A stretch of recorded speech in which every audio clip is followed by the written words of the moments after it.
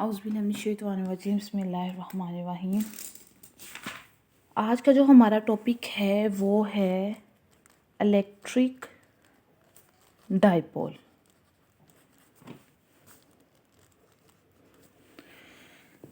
सबसे पहले हमें पता होना चाहिए कि ये जो डाइपोल है ये है क्या। उसके लिए मैं आपको थोड़ा सा कंसेप्ट देती हूँ मोनोपोल का। जब कोई सिंगल चार्ज पार्टिकल, वो आप लोगों ने पढ़ लिया हुआ था, ये तो चार्ज पार्टिकल वो पॉजिटिव होता है या वो चार्ज पार्टिकल नेगेटिव होता है, ठीक है। जब भी कोई सिंगल इलेक्ट्रिकल चार्ज पॉइंट, उसको सपोज या तो वो इलेक्ट्रॉन है या वो मेरे पास है पॉजिटिव चार्ज है, in which all the electric field lines inward, अगर वो इलेक्ट्रॉन की बात करते हैं, जितनी भी इलेक्ट्रिक फील्ड लाइंस हैं वो उसकी इनवर्ड हैं, अगर पॉजिटिव है तो वो आउटवर्ड है। कहता है single electrical point charge such as an electron in which all the electric field lines inward for a net negative charge electrical charge produce करता है, net negative charge particle produce करता है, और away from a net positive charge. जब ये electrical line इसकी बाहर की तरफ होती हैं तो ये सारे का सारा मेरे पास क्या करता है, ये पॉजिटिव चार्ज को प्रोड्यूस करता है। जैसे ये सिंपल पॉजिटिव है, इसके इलेक्ट्रिक फील्ड लाइन बाहर की तरफ हैं, तो ये कौन सा सिर्फ होगा, एक पॉजिटिव चार्ज होगा। यहाँ पे अगर मैं पोल की बात करती हूँ तो ये सिर्फ एक पोल, एक पॉजिटिव चार्ज होगा। यहाँ पे नेगेटिव चार्ज का दूर दूर तक कोई निशान नहीं है। अगर मैं यहाँ पे नेगेटिव चार्ज की बात करती हूँ, इलेक्ट्रिकल लाइन ऑफ फोर्स सारी अंदर की तरफ है, इसकी इनवर्ड है, तो यहाँ पे ये सारे का सारा कौन सा है, ये सारा नेगेटिव इलेक्ट्रिक चार्ज है, ठीक है। तो यहाँ पे पॉजिटिव चार्ज का कोई अमल दखल नहीं है। तो ये एक हिस्सा है ये मोनोपोल कहलाएगा। सिर्फ ये मोनो का मतलब होता है एक पोल, या तो वो सिर्फ सारे का सारा पॉजिटिव होगा या वो सारे का सारा नेगेटिव होगा। अब बात करते हैं डाइपोल की। डाई का मतलब होता है दो पोल, मतलब कि यहाँ पे पॉजिटिव और नेगेटिव दोनों का जिक्र आएगा। कहता pair of positive charge and negative charge of same magnitude, दोनों का मैग्नीट्यूड सेम होता है, चार्ज दोनों का सेम होता है, 1.6 × 10⁻⁹ कूलम, ठीक है। Having a constant distance. अब हम डिस्टेंस को कहाँ से लेते हैं, ये मेरे पास पॉजिटिव चार्ज है, ये नेगेटिव चार्ज, इनके सेंटर से डिस्टेंस को लिया जाता है। डिस्टेंस इनका कांस्टेंट हो, डिस्टेंस चेंज ना हो, ये वेरी ना कर रहे हो, ये दूर नज़दीक नहीं जा रहे हो, ये ऐसे हैं कि इनके दरम्यान में जो डिस्टेंस है वो कांस्टेंट है। तो ये क्या कहलाएगा, डाइपोल, दो पोल। मतलब कि ये मेरे पास पेंसिल है, यहाँ पे अब मेरे पास नेगेटिव चार्ज है, यहाँ पे मेरे पास पॉजिटिव चार्ज है, और इन्होंने जहाँ मर्जी में इनको रोटेट कर लूँ, ठीक है, इनका डिस्टेंस नहीं चेंज होना। तो ये इस जगह पे दो पोल बनाएंगे, एक तरफ पॉजिटिव पोल, एक तरफ नेगेटिव पोल। तो ये मेरे पास क्या होगा, ये मेरे पास डाइपोल होगा, ठीक है। जैसे मैग्नेट, ये नॉर्थ पोल, ये साउथ पोल, दोनों के दरम्यान में डिस्टेंस कांस्टेंट होता है, तो ये डाइपोल बनाते हैं। तो डाइपोल मेरे पास है और ये मेरे पास है मोनोपोल, ठीक है। अब इनके जो डाइपोल है इनका यूजेस कहाँ कहाँ पे है, हम इसको मेजर करते हैं। किसके लिए मेजरेबल है, हमारे लिए चार्ज सेपरेशन। किसी भी जो हमारे पास एलिमेंट है, मॉलिक्यूल्स हैं, उनके दरमियान में जो चार्ज सेपरेशन है, जो चार्ज उनके दरमियान मतलब सेपरेशन बहुत स्मॉल हो, तो वो इसको एग्जैक्टली मेजरेबल कर सकते हैं। जिनके दरमियान सेपरेशन बहुत ज़्यादा है, बहुत दूर दूर है, उनको तो नहीं ये मेजर कर सकते। तो ये जिनके दरमियान सेपरेशन बहुत कम है, जैसे एक चार्ज पार्टिकल ये, एक चार्ज पार्टिकल ये, उनों के दरमियान जो सेपरेशन है वो 2 सेंटीमीटर है, ये मिलीमीटर है, तो उसको एग्जैक्टली ये मेजर कर सकते हैं। ये कंसेप्ट देते हैं डाइलेक्ट्रिक। डाइलेक्ट्रिक क्या होता है, जैसे मैं कैपेसिटर की बात करती हूँ, उसके दरमियान में कोई मैंने डाइलेक्ट्रिक रखा। जब मैं कूलम्स लॉ की बात करती हूँ, उनके दरमियान में जो डाइलेक्ट्रिक रखा। जो डाइलेक्ट्रिक पार्टिकल्स होते हैं वो क्या करते हैं, वो भी पोलराइजेशन करना शुरू कर देते हैं। जहाँ पे पॉजिटिव चार्ज होता है वहाँ पे नेगेटिव चार्ज क्रिएट करते हैं, जहाँ पे नेगेटिव होता है वो खुद ब खुद पॉजिटिव चार्ज की पोलराइजेशन वो शुरू कर देते हैं। अब उनके दरमियान में भी कांस्टेंट सेपरेशन शुरू हो गई है, तो ये मेरे पास क्या है, यहाँ से भी इसको मेजर किया जा सकता है अकॉर्डिंग टू डाइपोल। अच्छा, उसके बाद आ जाता है इलेक्ट्रिकल डाइपोल मूवमेंट होती क्या है। अब ये मेरे पास पॉजिटिव चार्ज है, ये नेगेटिव चार्ज है, दोनों के दरमियान में कांस्टेंट डिस्टेंस है। अब ये भी चार्ज क्यों, ये भी चार्ज क्यों, उनका प्रोडक्ट, और साथ में मेरे पास है ये जो डिस्टेंस है इसका product. The product of magnitude of charge and separation between them, उनके दरमियान में क्या सेपरेशन है, ये दो चार्ज पार्टिकल्स हैं, इनके दरमियान जो सेपरेशन है वो मेरे पास कहलाएगी डाइपोल मोमेंट, उसको पी से शो किया जाता है, ठीक है। अब ये एक वेक्टर क्वांटिटी है, क्योंकि पॉजिटिव चार्ज से लाइन आउटवर्ड होती हैं, इनमें इनवर्ड होती हैं, ठीक है। तो ये मेरे पास क्या है, ये एक वेक्टर क्वांटिटी है। इसका यूनिट क्या है, इसका यूनिट होता है चार्ज का यूनिट कूलम, इसका यूनिट मीटर, तो डाइपोल मोमेंट का यूनिट होगा कूलम मीटर। अब यहाँ पे जो हमारे पास है, ये जो टॉपिक है ये है, कहता है क्या मालूम करो electrical dipole, electric field intensity जो है ड्यू टू डाइपोल, डाइपोल हमने इलेक्ट्रिकल फील्ड मालूम करनी है ड्यू टू इलेक्ट्रिकल डाइपोल, ये हमारा आज का टॉपिक है। मैंने यहाँ पे एक डायग्राम बनाई है, ये मेरे पास है पॉजिटिव चार्ज, ये मेरे पास है नेगेटिव चार्ज। अब मैंने दो पोल बना दिए, एक सारा पॉजिटिव, इसकी इलेक्ट्रिक फील्ड लाइन बाहर की तरफ है, इसकी इलेक्ट्रिक फील्ड लाइन अंदर की तरफ है, ठीक है। दोनों के दरमियान में कांस्टेंट डिस्टेंस है d, इन दोनों का मिड पॉइंट है O, ये जैसे ये चार्ज ये दोनों का डिस्टेंस d, ये मिड पॉइंट है, ये मिड पॉइंट पे ये डिस्टेंस हाफ d/2, ये डिस्टेंस हाफ d/2। अब इसके इलेक्ट्रिक फील्ड लाइन एक पॉइंट P में से पास हो रही है, ये पॉजिटिव चार्ज है, इसके इलेक्ट्रिक फील्ड लाइन की डायरेक्शन बाहर की तरफ है, E फॉर पॉजिटिव, ये पॉजिटिव है ना, E इलेक्ट्रिक फील्ड इंटेंसिटी उसकी पॉजिटिव। अगर मैं इस पॉइंट P पे नेगेटिव चार्ज की डायरेक्शन की बात करती हूँ, इंटेंसिटी की बात करती हूँ, तो ये इसकी डायरेक्शन इनवर्ड है, तो E नेगेटिव। अब पॉइंट P पे इनकी जो इसका डिस्टेंस है वो है R, इसका भी डिस्टेंस सेम है R। अब मिड पॉइंट से इसका डिस्टेंस है x, ठीक है। अब ये पॉजिटिव x एक्सिस, ये पॉजिटिव y, ये नेगेटिव y और ये नेगेटिव x एक्सिस इसकी तरफ, ठीक है। ये पॉइंट ओरिजिन पर लाया कर है। अब ये जो इलेक्ट्रिक फील्ड लाइन है ये पॉजिटिव x एक्सिस के साथ एंगल बना रही है थीटा,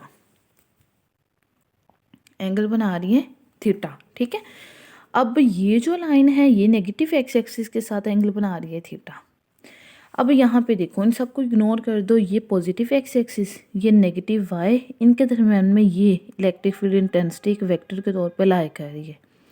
अब अगर मैं इसके कार्टेशियन कोऑर्डिनेट सिस्टम के अकॉर्डिंग इसके मैं कंपोनेंट को रिजोल्व कर दूँ, कंपोनेंट में रिजोल्व कर दूँ, तो ये देखो, ये उसका x एक्सिस के लिहाज से e प्लस एक्स, तो यहाँ पे इसका x एक्सिस के लिहाज से होगा e plus cos of theta.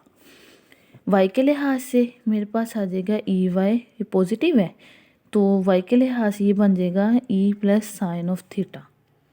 इसी तरह इसकी बात करते हैं, ये नेगेटिव x नेगेटिव y, तो ये मेरे पास क्या है, e की डायरेक्शन इधर की तरफ है नेगेटिव की, इसके लिहाज से बनाएगी नेगेटिव पे साइन ऑफ थीटा, और ये बनाएगी ई वाई नेगेटिव है साइन ऑफ थीटा। अब जो प्लस क्यू चार्ज है, इसकी जो इलेक्ट्रिक फील्ड इंटेंसिटी कल हमने निकाली थी वो निकाली थी KQ/R²। इसी तरह पॉजिटिव चार्ज, क्योंकि मैंने बोला दोनों का मैग्नीट्यूड सेम है, दोनों की वैल्यू सेम है, मतलब दोनों के इलेक्ट्रिक फील्ड जो लाइन्स है इलेक्ट्रिक फील्ड इंटेंसिटी वो सेम है। इसी तरह नेगेटिव क्यू की वैल्यू ये सेम, अब दोनों की इंटेंसिटी सेम है, मैंने दोनों को इक्वेट कर दिया। अब ये वेक्टर क्वान्टिटी है, हमने इसको इसके कंपोनेंट में रिजोल्व कर दिया, तो ये देखो मैंने इसके कंपोनेंट्स यहाँ पे ड्रॉ किए थे। यहाँ पे देखो पॉजिटिव के लिए पॉजिटिव x पे पॉजिटिव कोस ऑफ थीटा, और उसके y के लिहाज से पॉजिटिव साइन ऑफ थीटा। इसी तरह नेगेटिव x के लिहाज से ई नेगेटिव, ये सब्सक्रिप्ट में कोस ऑफ थीटा, और इसी तरह y के लिहाज से ये नेगेटिव साइन ऑफ थीटा।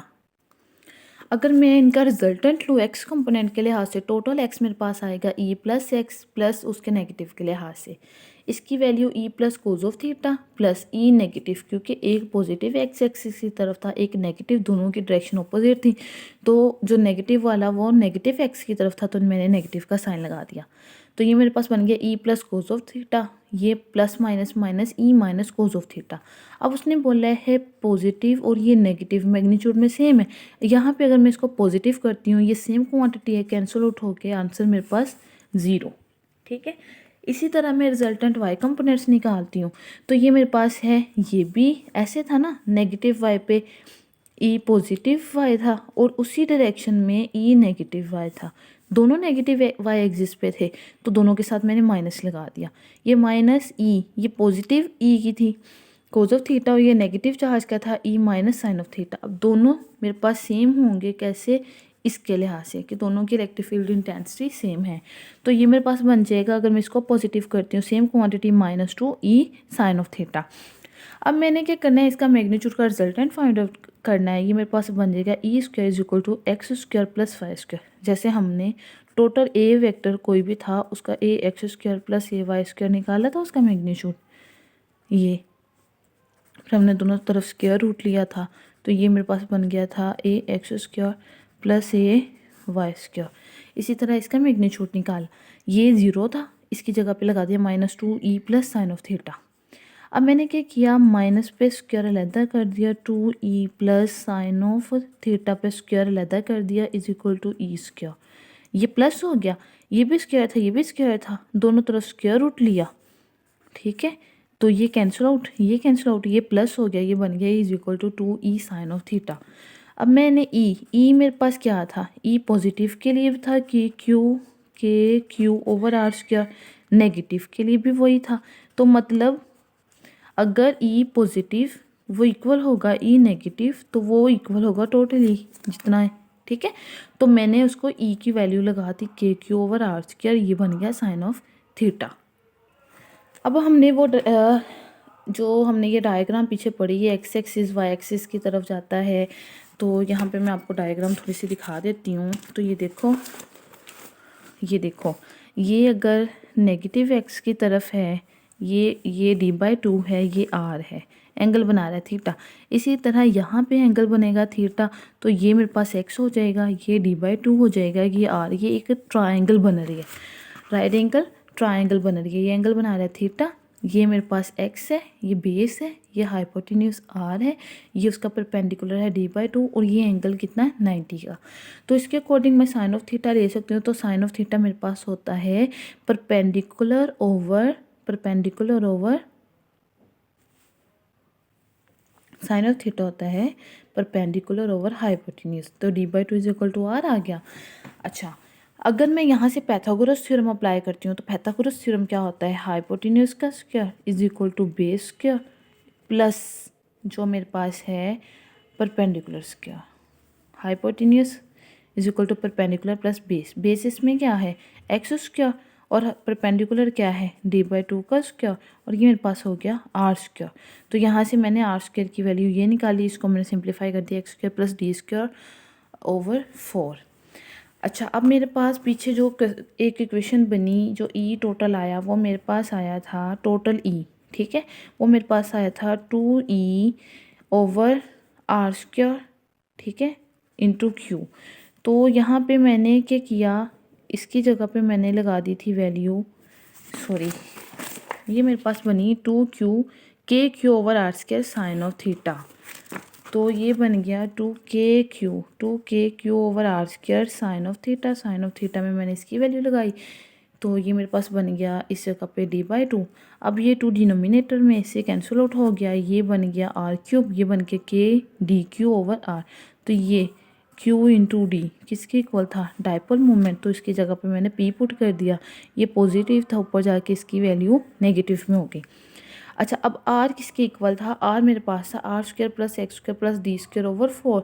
अगर मैं दोनों तरफ स्क्वायर रूट लेती हूँ तो ये मेरे पास r बन जाएगा x square plus D square over 4, इसकी वैल्यू 1/2।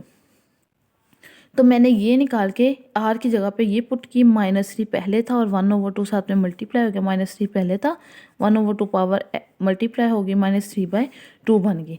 अब मैंने क्या किया, इसमें से एक्स स्क्वायर बाहर निकाला, यहाँ से एक्स स्क्वायर बाहर निकालो, एक्स स्क्वायर अलहदा कर दो और 1 plus D square over 4 x square, ये टोटल बन जाएगा -3/2।